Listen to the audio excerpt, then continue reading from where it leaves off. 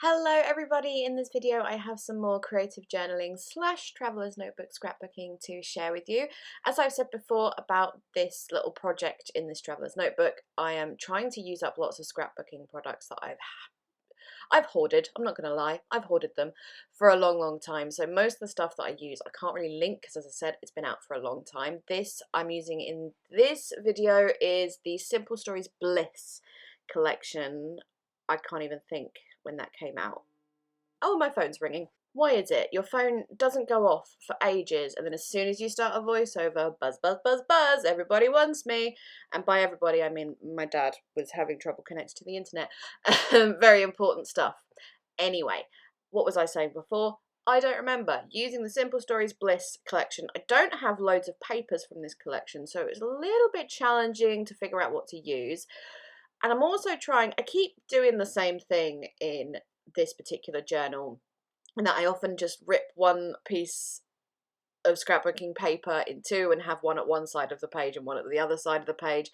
And I'm trying to think of different things to do. So I am doing that, but I kind of did it in a way that it wasn't fully at the edge of the page, and I filled up that white gap with some washi tape. I did try, because it's that lovely flower pattern, did try to sort of match it up, but it didn't work. There wasn't an option to match it up, so I didn't do that. While I remember, I always say when I use any sort of Simple Stories products, whether they're old or new, to remind people that where I get my Simple Stories products from, which is the Organised Hedgehog.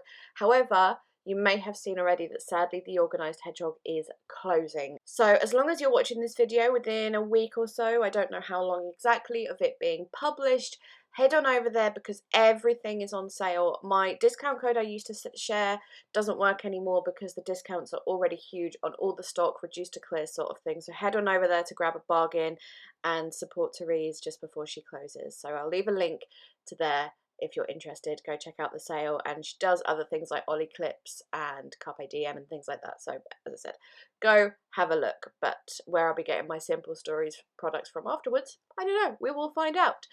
So I decided with this one, what I often do, another thing I often do in these layouts is I will leave a white gap with no scrapbooking paper and put my journaling in that white gap. And I wanted to do something different, so I decided instead to do stamping in the white gap and do my journaling on the pattern paper. And I have this heart stamp in my stash. I've had it for quite a while. It was from Craft Stash. If I can find it, I will link it for you. And I'm using my Tim Holtz stamping platform to stamp that in that white area. And that stamp is really great because it's designed in a way that you can continue the pattern.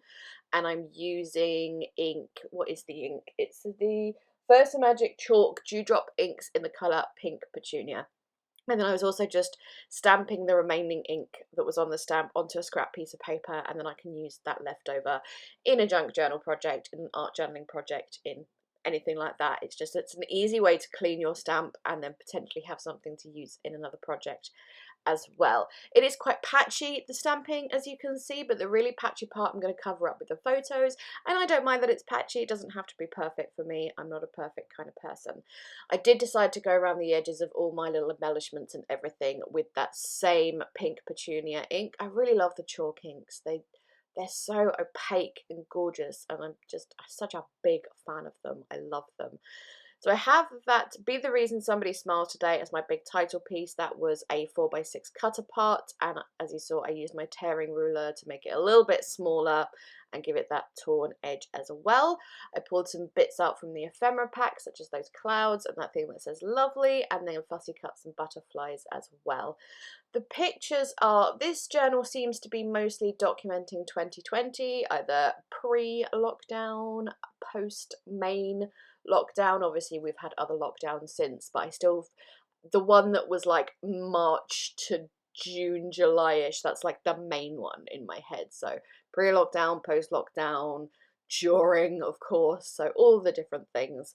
This is a post-lockdown. My eldest sister, had like a voucher for an afternoon tea, and it was about to run out because obviously she hadn't used it for obvious reasons. And she invited me, and we just went for a really lovely afternoon tea in a posh hotel in September, if I didn't say so already. Just so little cute pictures of that, and that's pretty much it. And just like nice, happy, positive things on the page. I stamped the date up the top and then remembered I'd got that little banner specifically for the date, so I covered up the original stamping with some washi and stamped it on that little banner instead. I will go back and add my journaling and a couple little extra bits a little later on. I always do 2 pages at once. I don't know why, that's just what I do. And I'll do like the main parts of the first page, then go on to my second page, and then go back and forth and add different bits to the first page as I kind of, like when you're working on the second thing, you start thinking about other things that could work quite nicely on the previous project. I always think it's good to have gaps when you're working on things rather than just doing it in one setting. Even if you leave for 10 minutes to go grab a cuppa or something, when you come back you have a different perspective and you're more likely to come up with better ideas of what to put on it. That's me anyway, that's how things work for me. So with this one I wanted to add a little bit more colour to the page, so I'm using Distress Oxide in Salvaged Patina, the new colour that I am obsessed with. I blended that onto the page in a way that kind of reflected that torn piece of scrapbook paper that I'm going to use as my main sort of area, and then flicked just simple water on it to get the oxidization effect. And oh, I adore this colour, it's so nice. I also, when I'm working on these projects, my pages, the way I lay them out is often decided by the previous page. Because this is a Tomoe River paper notebook, it's super thin paper, but it can take pretty much anything you throw at it, but it will go through on the other side. So anything that's really showing through on the previous page, I usually have to cover up on the next page, if that makes any sort of sense. So that's why I have that large piece of scrapbook paper in that left corner, that left side or whatever, to cover up the ghosting on the other side. Speaking of things closing, by the way, Tomoe Gawa, who make Tomoe River paper, have confirmed that they have stopped production of Tomoe River. It's like, oh my goodness, it's another victim of the pandemic. It's to do with there's a wood shortage in the world, so the price of wood pulp for making the paper has gone up and they can't afford, and you know, etc, etc. I won't bore you with the details if you're not interested, but all the information is out there if you are interested. Just Google Tomoe Gawa or whatever. But yes, so no, all the Tomoe River paper that's out there at the moment is all there's ever going to be. So I have stocked up. If you haven't already and you're into Tomoe River, stock up too. Anyway, let's stop talking about things that are closing because it's getting depressing now. I noticed a 3x4 card from a cut apart sheet that matched the paper that I'd already put on this page, so I thought I would cut that out and sort of just plonk it on a page and use it as not exactly the backing for one of the photos, but a bit of a grounding place, a little step for it. I don't know, something like that.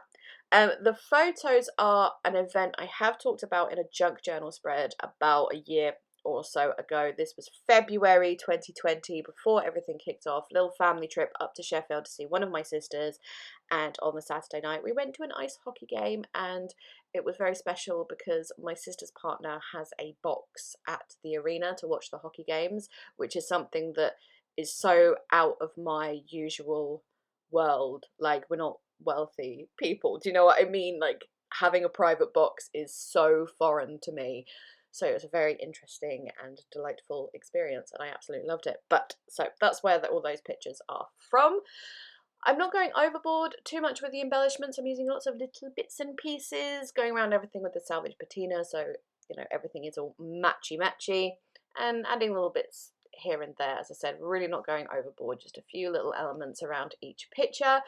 I also I always forget to use these more clear stickers, which are more designed to put on top of photos. So I did go back to my previous page and add 1 or 2 of those on the photos, and then some on this page too. Stamped the date here, and then I decided to do my usual faux stitched border around the edges with a Pigma Micron pen. I know I do this all the time, but you know, if it ain't broke, don't fix it. I love the effect, and that's all there is to it. On this page as well, I did a little bit of faux stitching at the bottom, and then a sort of doodly edge with little scribbles on to add something a little bit different. Then I'm going to add my journaling on both pages. As I said, I was doing it on the scrapbook paper on the first page and then just in this little white section on the second page, and then finishing off with a load of splatters on this second page with Distress Oxide Spray in Salvage Patina. So same colour, it's just a little bit more pigmented with the spray, and that bottom area with the blue really needed something in it, and the splatters I think filled that up quite nicely. So I'm mostly adding the splatters in the areas where there's nothing else, but I really like the way that ended up. So there we go, those are my two spreads. Thank you so much for watching. Relevant links down in the description box. Remember to check out the Organised Hedgehog, the closing down sale, and everything. Very sad news, but there it is. The link will be there. Please leave me a thumbs up if you enjoyed. Share to me down in the comments, and that's enough from me. I am going. Thank you again. Bye bye.